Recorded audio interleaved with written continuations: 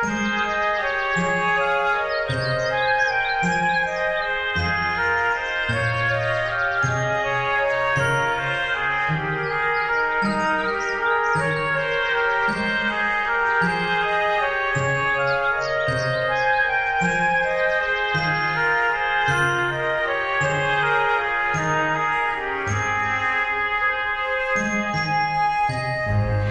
right, let's get started with the Public Square. Our program this week, does Easter matter anymore?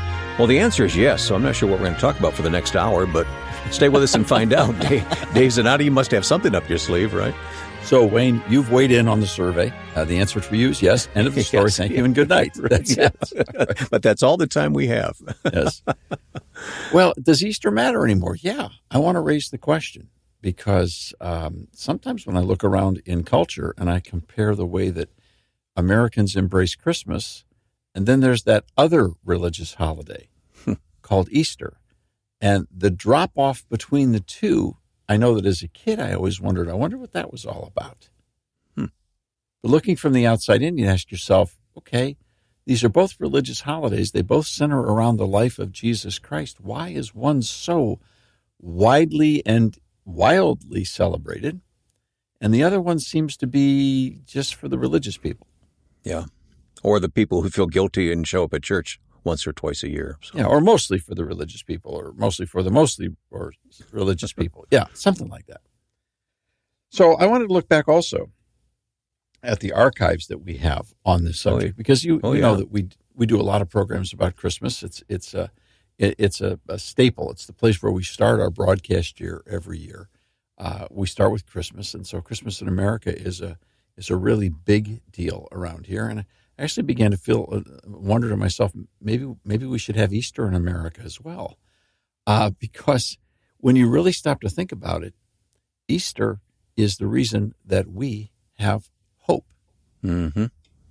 There couldn't be an Easter without a Christmas, but there'd be no Christmas without an Easter. Right. The stories are linked. They're inseparable. So that was one thought I had. And I also looked back at some of our archives to some of the programs that we've done on Easter, and I found them incredibly encouraging. Well, that's a good idea. Go back and listen again, yeah. Yeah, the program that we ran last year, I think in a 1-hour format, was probably one of the best conversations that I've ever heard in regards to a presentation, an apologetic presentation, as in apologetics, not as in apologies, but a defense, if you will, a defense of the faith. I thought it was one of the most honest conversations in an hour-long format I'd ever heard, from everyone around the table explaining why they believe that the resurrection is real. And that program's available to anyone who wants to go in the archive and listen right now. Or when we're done here, yeah. And so is the program that we did on Fanny Crosby, the Easter version called Heaven's Encore. And, you know, I was thinking about you and I being on stage for that broadcast. Do you remember back at Lipscomb University at the sure. theater there on campus? Yeah. And the whole big reveal of the 1915 story regarding Fanny Crosby and how the files had been found of her unpublished work. And then Integrity Music got involved, and a bunch of artists around the world got involved. And then we had the opportunity on the Public Square to bring that first premiere of that album of the lost works of Fanny Crosby brought back into music. And we had a chance to do that live presentation. It's such a great story, yeah. And it was such a great event. It was impossible to simply capture on video. I listened to the music and I listened to some of the live versions that we have, and it brings back such memories of what a bold enterprise that was. You know, the people went back into a box of unpublished music and unpublished lyrics and created and completed songs that Fanny Crosby started that had never reached the marketplace. And then had the courage to put them on an album. And then we had the courage to put together an entire presentation and take it out to the world. And yeah, it was no small undertaking, was it? It kept growing bigger and bigger and bigger. But I knew when we did it, it was the right thing to do. It was almost one of those trembling things where you realize that this is supposed to happen, that there's forces much bigger than us at work here. And I can remember leaving the first meeting on this project, and I sat in my car and I called my wife and I said, this is very much something from the other world. Wow. This is a big deal. And of course, we call the entire program and the project Heaven's Encore. And of course, if you think about Easter, it's the greatest encore ever. I mean, Jesus really came back. And he really came back, and he was really, truly, and is alive. And if you want to hear more interesting stories about that in particular, you've got to go back to last year's broadcast, because some of those stories are downright hilarious. So anyhow, I thought we should go ahead and try one more time to talk about Easter. Well, the topic is inexhaustible, isn't it? Well, it certainly is, and it's eternal. And I do think the question's fair. Does Easter matter anymore? So let's kick it off, because we're talking about the history of Jesus and his resurrection. I would contend that the resurrection of Jesus Christ changes everything. Well, you're among friends here on the Public Square. That's Dave Zanotti. Our producers, Alan C. Duncan, Rob Walgett is here. Melanie Elsie's at the table, and Sherry Eisen has joined us today as well to talk about this. Does Easter really matter? So let's see what everybody says. How do you want to start, Dave? Well, first question I would have is there any other religious faith or system or confession in all of history that makes an equivalent truth claim? Jesus, according to his followers, was raised from the dead. He rose from the dead, and he was physically there with them. They could touch him. They ate together. He taught them, and they watched him ascend into heaven. Does anyone else in all of religion, has anyone heard a story like this before? No. And when I think of the empty tomb and the story of Jesus, I often think of people, Christians, wear crosses around their neck and their ears. Cross is a symbol of Christianity. I wish there was a way to wear an empty tomb around our neck, or an empty tomb. I think people started making those, Rob. I actually do think that those are for sale now. I think so. I need that, because I think, while many people had been on the cross before, none like Jesus, I will say. I'm not trying to make that comparison, but the empty tomb is what is different. The empty tomb, raising from the dead, that's what's different, and that's what makes Easter so special and makes Christianity so special. What's interesting is there's a very popular restaurant where I live, and inside the doors to the left, they have a display of the resurrection.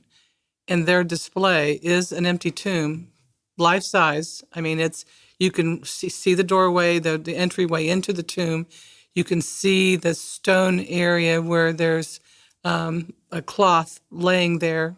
No, that's and there's an explanation sign outside of there as to what it's trying to depict. And you're right. That's Christianity is the only faith perspective that has that dynamic, that truth, and that the word truth nails it.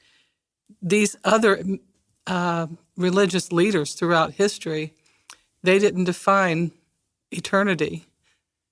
They are in eternity. They're no longer with us. Right. So it makes you wonder, without Christ, there's a separation from God.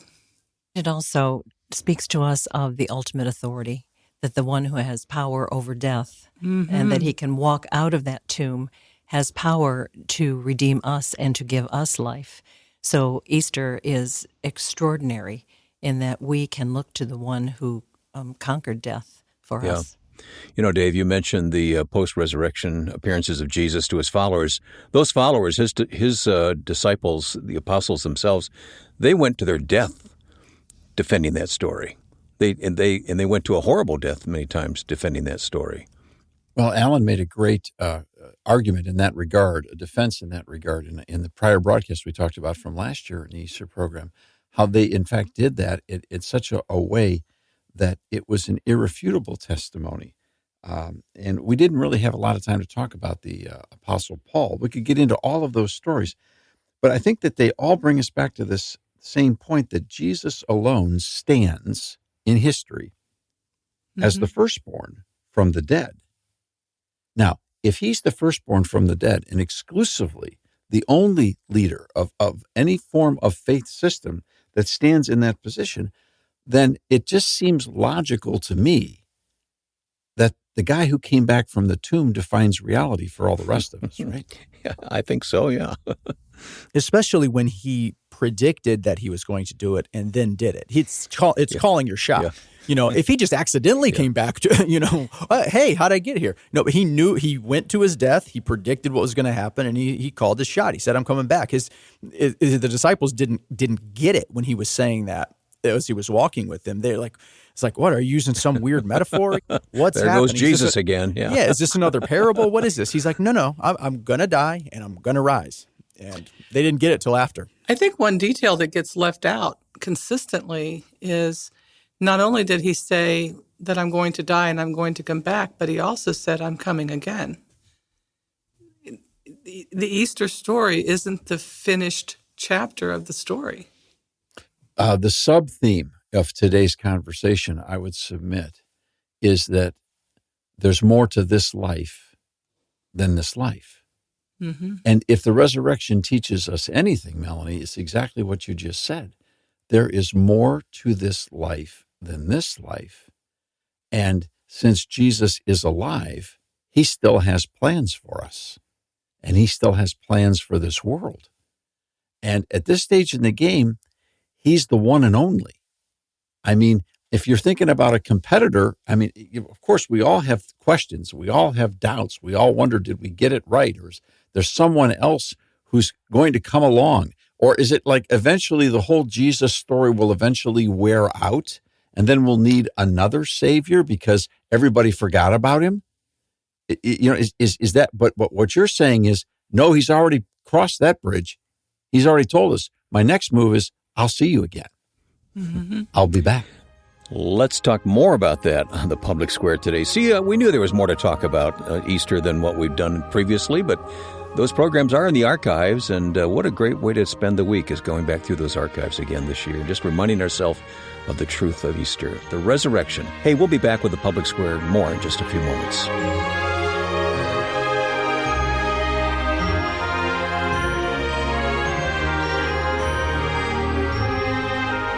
We will be right back for more on the Public Square.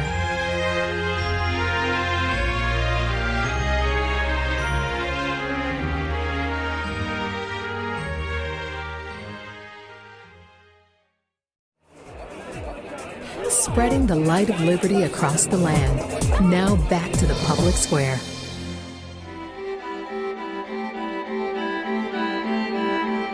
Let's continue the conversation today on the Public Square. Does Easter matter anymore? I guess it's a question that we have to ask in this secular culture in which we live, don't we, Dave? Excellent point, Wayne. The secular culture in which we live. Subplot for today's discussion. There's more to this life than this life. Yet in the culture in which we live in, modern American pluralism sort of says, well, you Christians, you've got kind of an ego problem. Pluralism means that you take all the religions of the world and make like little plastic statues of each one, whatever would be the symbol of each one, and you put them up on a shelf, and the shelf is perfectly level, and all the statues are exactly the same height, and they all stay there until you need them. Now, in a pluralistic society, you can go pick any one you want. You can pick one, you can pick two, you can pick three, you can pick none, but every truth claim is the same. There's no truth claim that is superior to another.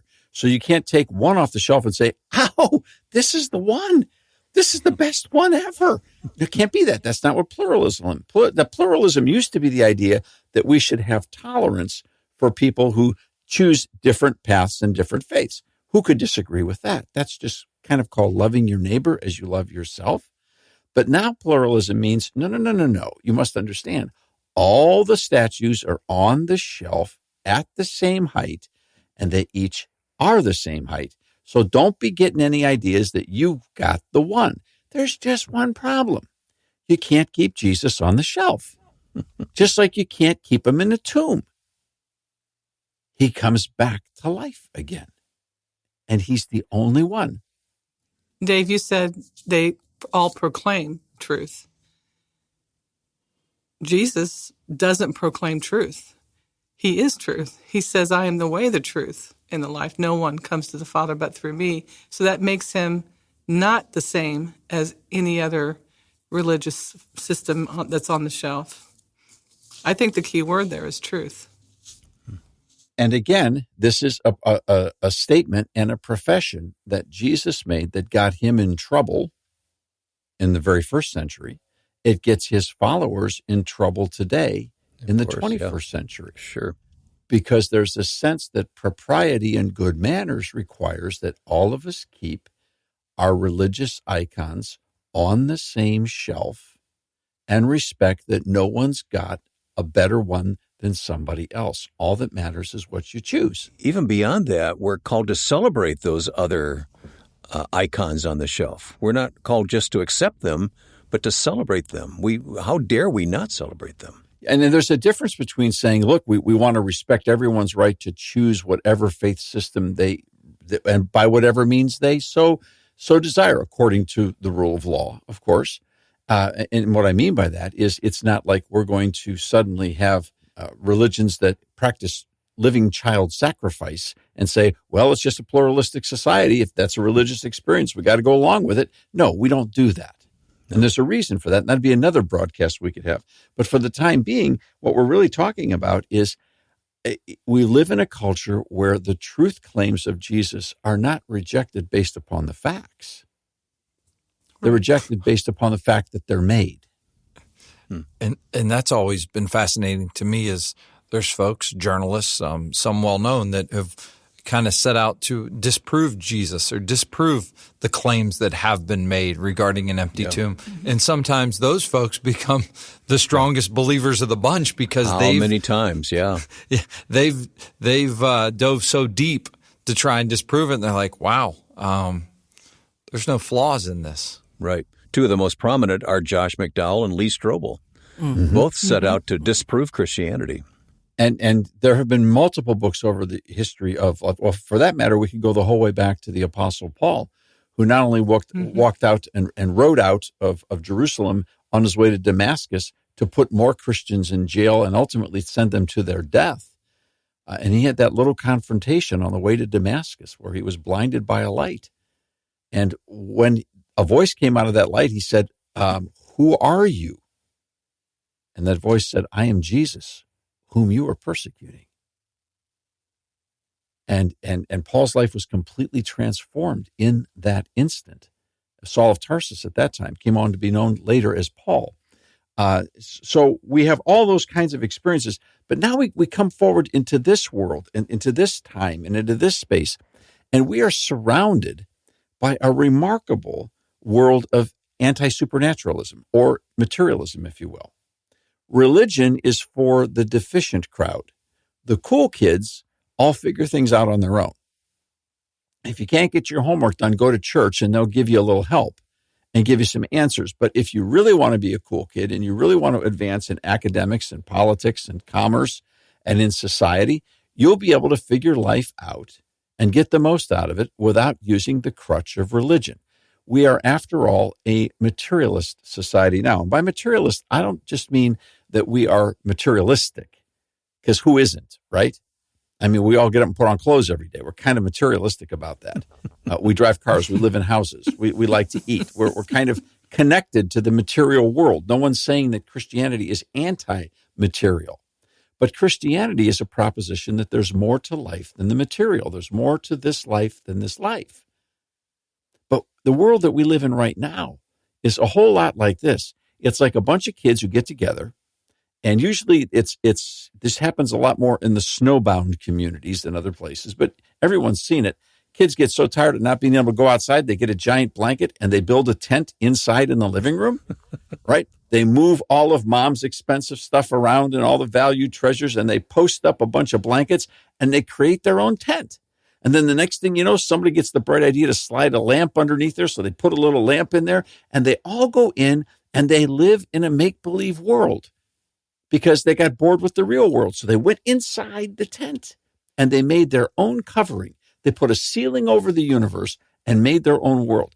That's what American society seems like to me. A bunch of kids living inside a playpen tent because they don't want to deal with the proposition that there actually is a bigger world out there, and it's scary. They like the little world that they control. We like that make-believe world inside the tent. And that's the society that we live in right now. So it's understandable when somebody comes by and says, excuse me, if you all just take one step out, what you will actually find is there's a whole nother world. When you describe that, one verse in the Old Testament that I really treasure is, if you seek me, you will find me. If you seek me with your whole heart.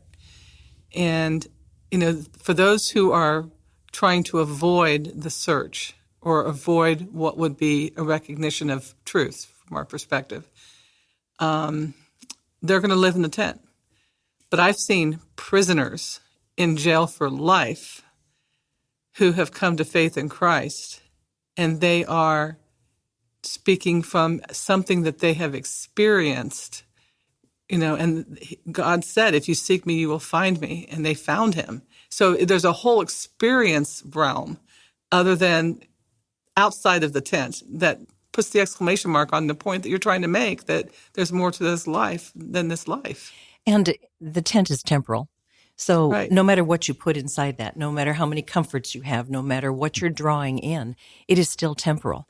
And there's something within us that longs for more. We can have all the material things. We can have everything in there, but there's something that is a void. Mm-hmm. And I think that's why many times people that even have that, the elite that will say, we don't want your religion, they will substitute it with other things, mm-hmm. with drugs, with alcohol, with all kinds of things that come about. We're not saying that we're offering a religion. No. What Jesus offers is a relationship. It's not, it's different from a quote unquote religion. Well, and Dave, we were talking about the tent in staff this morning, and it seems to me that even when people try to construct their own tent, they're still emulating unintentionally the creative act of God. Because they are made, indeed, they are made in his image.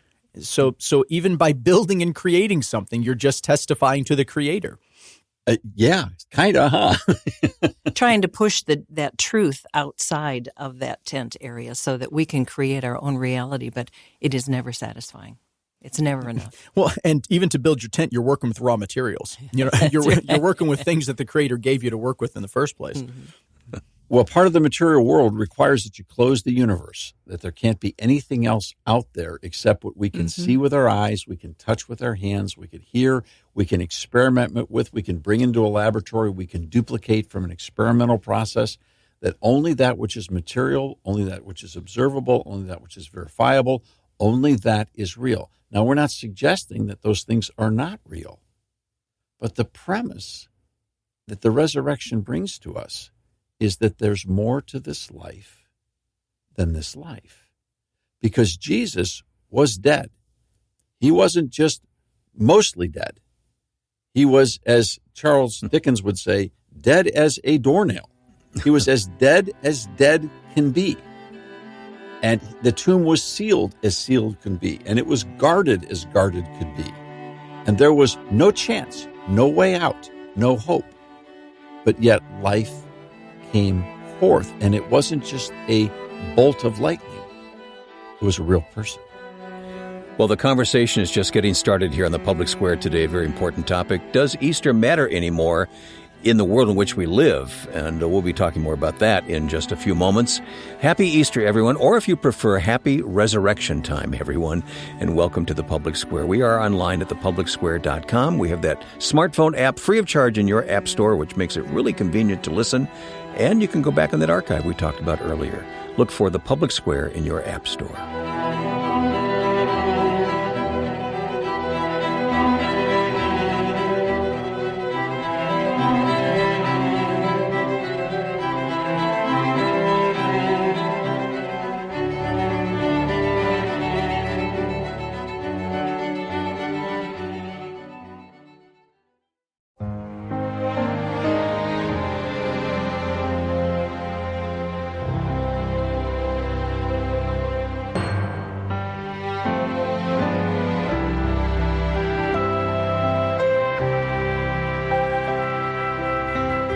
Back with you on the Public Square this week as we celebrate Easter together, asking the question, does Easter matter anymore? Dave Zanotti is here, of course, Sherry Eisen, Melanie Elsey, Rob Walgate, and Alan C. Duncan.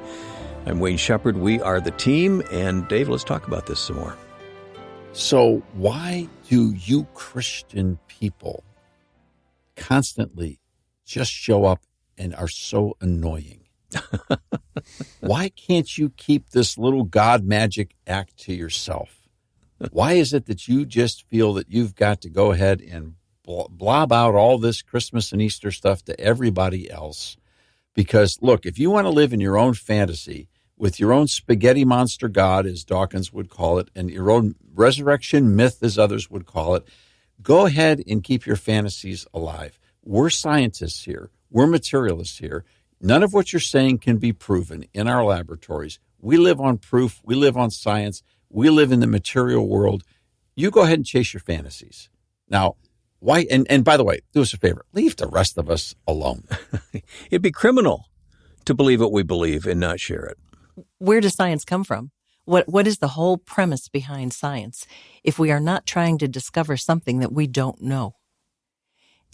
And if we have been given God's truth and we are taking that into the world, why would we stop that? So your premise is that the people living inside the tent are missing something? Possibly. Missing everything. Well, you're presuming some might be presuming that science is the highest or the ultimate or the only form of knowledge or learning. There's different fields and schools of thought. There is science and math, but there's also art and philosophy and history and theology. These are all fields and schools of thought that science can't ultimately cross all of those thresholds. In other words, if I had a perfect scientific answer, if I had the how figured out on everything, my problem would still be I don't have a why. That's a much better way to say it, yes. and the fact in so many of these areas, how many times do we see the science has changed? The Yes. science has changed. Yes. Oh, our models were wrong. Yeah. Whoops. The answer is, but the science tells us this, and then months or years down the line, but the science has changed. Well, then why did we accept it as 100% at the time if we knew there was that possibility to change? And I see Dave ready to explode. But you Christians, you just make me so angry, says the kids under the tent. You just make us so angry because every time we nail down reality, you pop up with some other quaint little holiday or greeting card or bumper sticker that blows the whole thing. Can't you just be happy enough with this life? Well, wouldn't that be the case in the tent, too? Because there's scientists, not just years down the road, but in current time that are disagreeing with each other on what the science is. So there's not a solid answer there. But someone who walks out of the tomb has given us a solid answer. Yeah, a solid answer. And if and for those inside the tent, my question for them, I guess, would be is who then defines right and wrong? Who then defines good and evil? Because if all that we're left with is this world, then I'm left with my own decisions and my own thought on what right and wrong is. And I mean, are we yielding to the majority on who gets to adhere to what rules? How does that sounds like mob rule to me. It's chaos. Well, It is chaos. all right. Before anybody says anything else, let's have a countdown. Over, under on the countdown. I would say that within 30 seconds or less, G.K. Chesterton's name is about to be mentioned. I was resisting the impulse. I really was. But He was waiting for the close, but he wanted to now. Yeah, he'll break out in hives. Yeah. Let me guess. Everlasting Man, right? Did I get it out? Hey, the title says it all. There you go. Because, Alan, all I can think of is Chesterton's quote in Orthodoxy, which says, your circle is too small. Sure. And in essence, it's fun to play in the tent, but the tent's just too small. You can't fit all the stuff in there. All the tent analogies and metaphors just making me think of a tabernacle in the Hebrew scriptures. I don't know. There's got to be something there. The tabernacle was the place that God was going to show up and you were going to worship him. And then you fast forward to Hebrews, chapter 9, and we're talking about the tabernacle. When Christ came as high priest of the good things that are already here, he went through the greater and more perfect tabernacle that is not man-made. Come on. He did not bring enter that. a man-made sanctuary that was a copy of the true one. He entered heaven itself now to appear for us in God's presence. That's Hebrews 9. And from the tabernacle, we go to the temple. And when Jesus Christ died, the temple, the giant curtain in the temple that separated the observer and the congregant from the presence of God was torn in two from top to bottom, symbolizing that God would now no longer dwell in a place, but he would dwell within us. Emmanuel, God with us. So when Jesus comes out of the tomb and he breathes upon his followers and says, receive the Holy Spirit, this is the situation where the whole new life, God comes and dwells spiritually in us.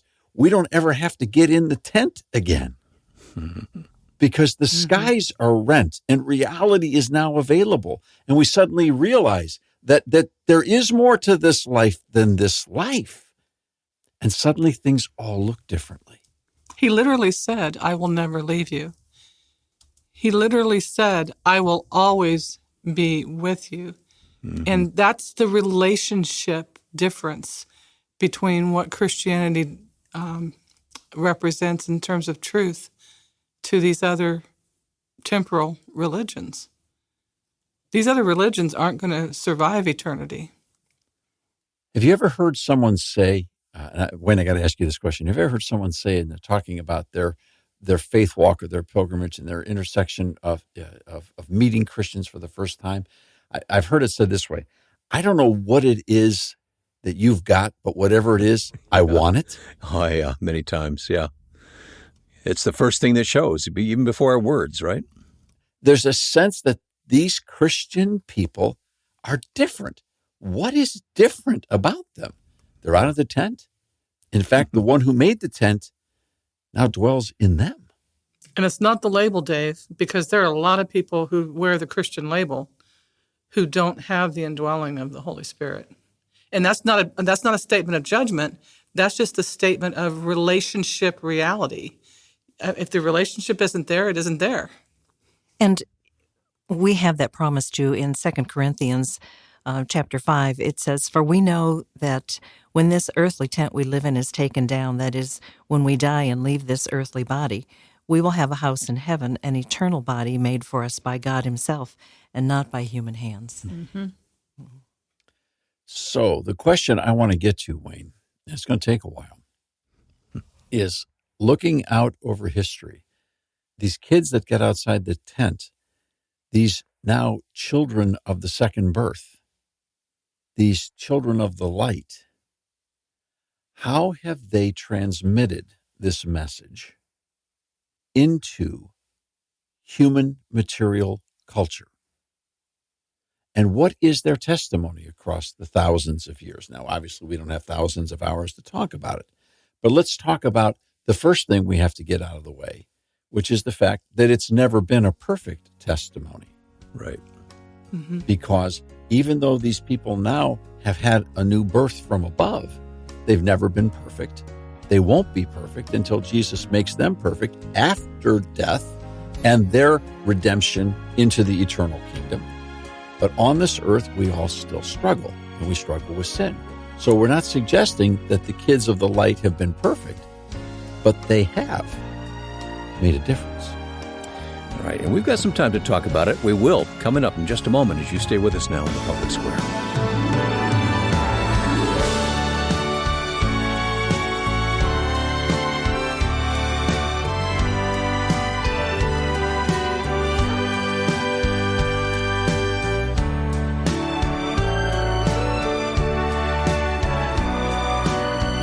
We will be right back for more on the Public Square.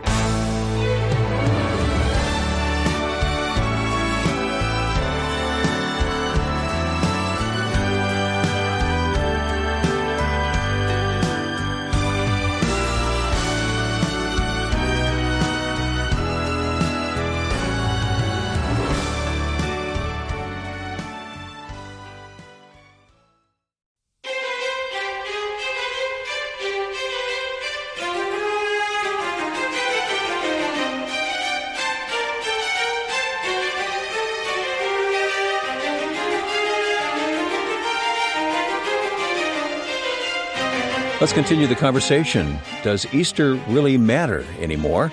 And we're here on the public square with you. You guys keep talking about the tent. You're going so much deeper than I go. And when you talk about the make-believe tent, I'm thinking about the dining room table with the blanket over it. You're thinking about much bigger than I'm thinking. So, well, Alan did it. The Chestertonian in us, he took us up to the next level. I know. Yeah. It shows you how shallow I am, Alan. So, oh, stop it! Stop it! So, Alan, what's your defense to the fact that the materialist says, "Oh, yeah, nice story, nice theory, but you guys have really mucked up history in a whole lot of ways over your time. You know, your ilk has done pretty poorly." How did at least the church handle this whole thing at the beginning? Let's go like from resurrection to around 300 A.D. What was the score there? Well, the Christians were very much persecuted during that time. They held no political power.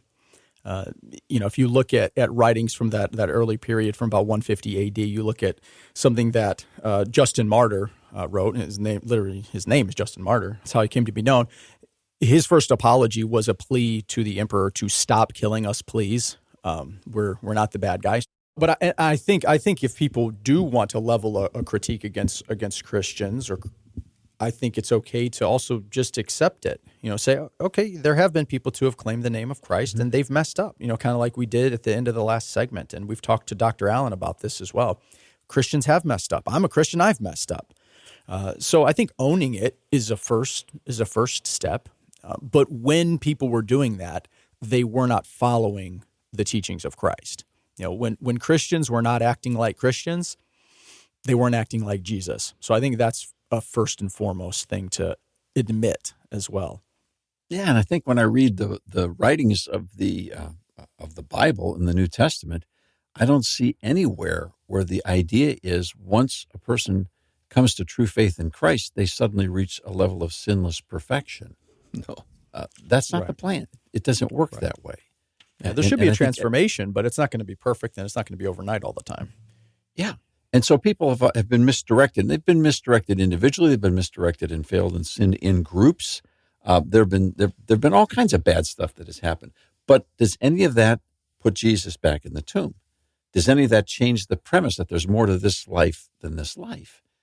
So we can look at some of the highlights. I would like to, at the risk of humorously being mercilessly branded, yes, I use the word, as a Christian nationalist, I would be willing to take this conversation into the American history and the American paradigm and ask myself the question, and I have, is there more to this life than this life? Did the people who started America believe that premise? Did many of them, if not most of them, believe and certainly confess that Jesus Christ is risen from the dead? I can remember visiting with Dr. Allen at Mount Vernon in the wonderful tour that we took. And I couldn't wait to get to the moment where we were touring the whole property, and we were video recording, and he was lecturing, and we were asking questions, and it was wonderful. And I knew there'd come a point where we would turn the corner, and we would head toward the cemetery, and we would head to the burial tomb of General Washington. And of course, because Dr. Allen was there, the gates were wide open. And so you could literally walk in. And when we walked in, there above George Washington's tomb are the words, "I am the resurrection and the life. He who believes in me, though he were dead, yet shall he live." Beautiful. Wow. I am the resurrection and the life. And the resurrection and the life, saith the Lord. And you're going to John in that way, the first chapter of John, which begins, of course, in the beginning was the Word. There's only another way of raising the suggestion that George Washington dwelt in the Word, and that this inscription isn't an accident any more than the memorial is an accident. The memorial fulfills his wishes, Martha's wishes. She would not surrender the body to the Congress, to the United States. But that's all rooted in that deep faith, which is sometimes called into question wrongly. Nobody can doubt who seriously pays attention to what Washington himself has said repeatedly, that Washington believed and therefore walked in the Word. So it represents his affirmation, not that he lives merely in the form of a country that survives and honors his name, but he lives eternally in the divine presence, which ought to remind all of us that we have witnesses, and one witness in particular who's still watching what we're doing. That's America's founding father. Above his tombstone, by design, the confession of the resurrection. It informed his life. It informed everything that he did. And I would suggest that original group of people that put together the American enterprise, that Declaration of Independence, I think they believe the same thing George Washington did. I think when you read the Declaration, there's no doubt that they believe the same thing George Washington did. We hold these truths to be self-evident, that all men are created equal, created and endowed by their Creator. Capital C, yeah. Capital C, with certain unalienable rights, life, liberty, the pursuit of happiness. And to secure these rights, the governments are instituted by men. They come from the people. But for guidance, we were created from above, and we have to have guidance from above to make it all work. Mm-hmm. There must be more to this life than this life. That's the whole premise, right? Yeah. Well, there's more to the Declaration, but that's the only part I have memorized, so I can't keep going. you left out the final paragraph. Dave, you were reminding us this morning, earlier, about the final paragraph of the Declaration. Well, and first off, I'm very impressed that everyone around this table now quotes those initial paragraphs with great certainty. And Rob, good job. You got 100% on the scorecard for that one. That was excellent. Now it's radio, so we can affirm the fact he had nothing in front of him. I saw it with my own eyes. He maintained eye contact with us as he the whole recited time. Yeah, okay. All right, Rob, you're off the hook. Let's go to a paragraph. Let's go to the last paragraph of the Declaration of Independence, which is never quoted in public, right? Or very rarely. Right. And let me just read it.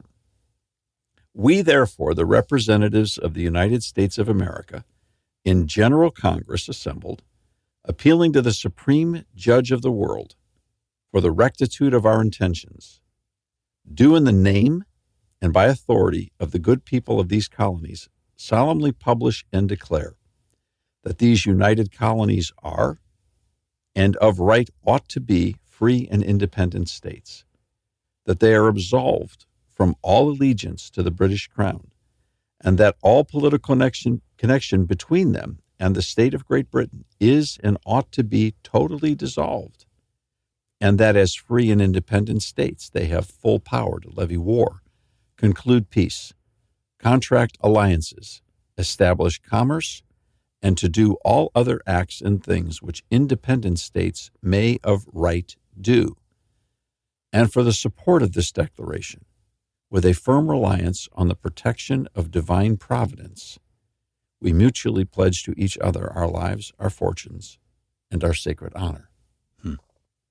Now, based upon that testimony, I think it's fair to ask, did the people that signed this document believe there was more to this life than this life? Yes. They were willing to sign their life to it. Yes, and they did. I mean, these were not flat earthers. These were not people who believed in a one-dimensional reality hidden under a tent. This wasn't child's play for them. And this kind of confession requires a humility that we are the created, accountable to God, and to Him first and foremost. And so that makes us to have to look at ourselves and to have a conscience of what are we doing. Is it for personal gain or is it for God's glory? Appealing to the Supreme Judge, again capitalized, of the world. Well, this conversation needs to continue, and it will, here on the Public Square. For most of you, there are a few of you, your stations have to cut away at this time. You can hear the rest on the website, thepublicsquare.com, or with that smartphone app, The Public Square. When we come back, let's talk about Jesus, his story. We've covered this before. It's an incredible book, and we'll talk more about it. If you've never heard about this, you need to stay with us on the Public Square.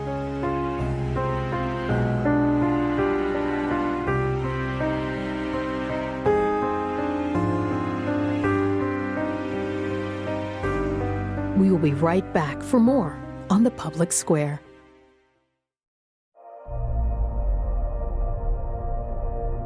Our final segment this week here on the Public Square. Glad to have you with us as always, and thanks for your support of this program. Listeners are why we are here. You make it possible for us to have this program and be on these radio stations and on the web, so thank you for that support. Dave, we mentioned the Declaration of Independence a few moments ago. Creator is capitalized, Supreme Judge is capitalized. You've noticed some other things in there. Well, and I'm just thinking, Wayne, what an interesting playground fight this comes down to be, because right now, at the time we're recording this particular broadcast, and I know it'll be replayed many times over the years, there's another resurgence of objection to Christians being in the marketplace of public policy and in the public arena and on the public square. And the idea that somehow religious people are excluded. It's kind of like a club where the kids, built their living room tent, and you came in and you weren't invited. Dining room because, table again, yeah. Yeah, they don't want you on the table because you don't have the right T-shirt on, okay? It's like, you're bringing ideas into our tent we don't want to hear about, so you get out of the tent. And then they kick you out of the tent, and then they call you names, okay? And that's basically how primitive this conversation is in regards to American culture. Now, it's done with people with book publishing contracts and PhDs and blah, blah, blah. The bottom line is, the premise that there's more to this life than this life terrifies them. Because if that's true, then eventually they got to get out of the tent. Right? They can't stay there forever. And they're scared. And that's why they're hiding. Okay, so at the risk of knowing that we are going to be once again hacked and whacked by the critics who say we're just simply too childlike and simplistic, okay, give me a better answer. Because I'm looking at the Declaration of Independence, and I'm seeing 3 times the 56 people who signed this in the name of the colonies to birth this country referred to the God of the Bible. They were not talking about Zoroastrianism here. They were not referencing Confucius. They were talking about the personal creator of the book of Genesis, the God of the Bible. They talked about the creator, the personal creator, by name. They went on to talk about the supreme judge of the world. So not only did this God start the world, he was still engaged and judging the world.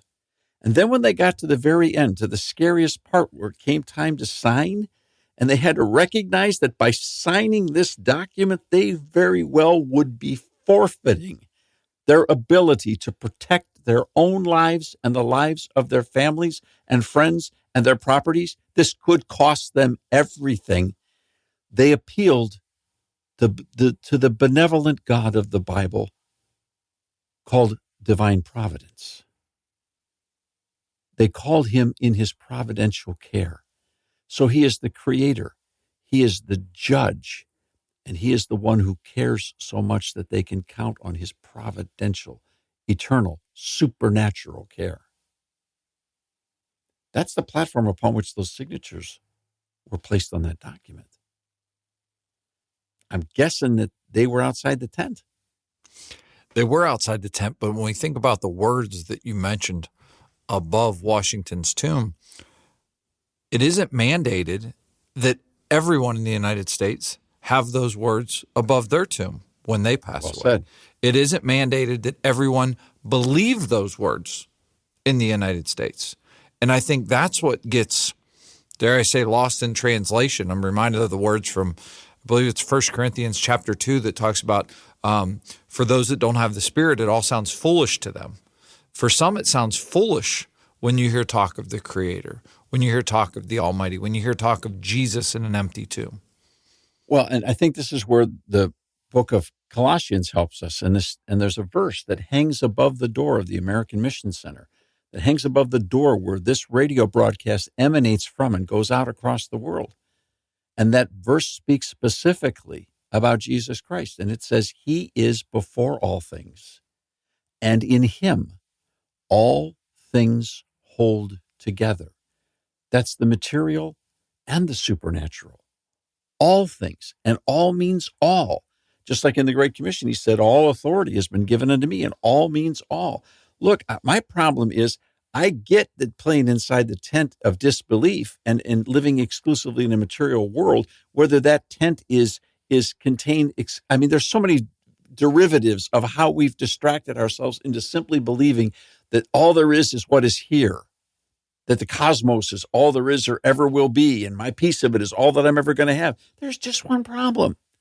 There's too many questions that can't be answered in that formula. You see, Jesus is before all things, and in him, all things hold together. The tent's too small. So is the tomb. It couldn't hold him. Dave, when we were talking earlier about the experience of Jesus, about the relationship, my suggestion would be if anyone's listening and they're not sure, or they know they're inside the tent, or they never really pursued any type of experience, that they should find one person in their world who has already made that step and ask that person to help share. That's bold. To help them understand. Yeah. It's a great suggestion, Melanie. Another suggestion is, Dave, the book we've talked about many times, published by the Public Square. Jesus, His Story, which is a wonderful book that we brought back into print, written originally by Dr. Robert Schenck and illustrated beautifully by his brother in watercolors. And you can get a copy, and it's a $30 suggested contribution. But I will tell you something, it's a suggested contribution for a reason. If there's a person who says, I would read that storybook cover to cover, I would read that, but I can't afford it, you go ahead and you contact us, and we'll get someone to take care of the $30 and send you a copy, because we don't make any money from the book. It's a giveaway anyways, and any money that comes in as the donations just goes for more. This isn't our story. We didn't write it. It's his story, and we want you to have it. So we'd encourage you to do that. And then there's one other thing I would suggest, and we always talk about this, the website Can I Know God? Yeah. Because if you don't know a friend who's made a commitment to Christ and lived a life in faith, you can visit with our friend John Beckett, who wrote this site and constructed this site on his personal pilgrimage from a godless perspective into true faith in Christ. Now, just in case you're wondering, he's also an MIT graduate engineer who's a pretty bright scientist and guy as well. So it's not like, you might be surprised at the depth of what you might discover from the scientist who got out from under the tent. Ironically, today I was reading the testimony of another MIT professor who was an atheist who has come to Christ. It's an amazing thing was happening. Sherry, you're going to comment. Well, we use the Jesus' His Story for our devotional on Monday when we have staff meeting. And this morning as we were going through it, it fits so well into what we're talking about, because we were looking at the elite of that time, the chief priests, the scribes, the elders, and they were the religious authority over the people, but they were so threatened that truth was before them, that Jesus was there. And they were not willing to humble themselves to hear truth. It would deny their power. And they were holding on to a power that they wanted to keep and not let go of. And so they had to plot and connive to kill this Jesus, to put him out of the society so that they didn't have to contend with this anymore. But it didn't work. And Judas played right into it. He was disillusioned with what Jesus had done. He wanted him to storm the gates, and he wanted to overcome authorities that he didn't like. So people can be disillusioned or walk away from Jesus for various reasons, but it does not diminish Jesus. It diminishes us. Does Easter really matter? Dave, it does, because this world is not all there is. There is an eternity. There's more to this life than this life. That is the premise of Easter. And my favorite term for Jesus in the New Testament is he's called the door.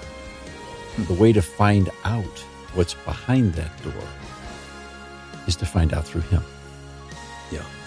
If we can help in any way, please contact us. You'll find our information at thepublicsquare.com. You'll find the book, Jesus, His Story, at thepublicsquare.com.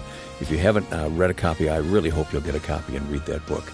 Well, thanks for listening. Thanks to our team, and happy Easter, everyone. This is a terrific time for us to focus on the resurrection of Jesus Christ, and thanks for this conversation today, team.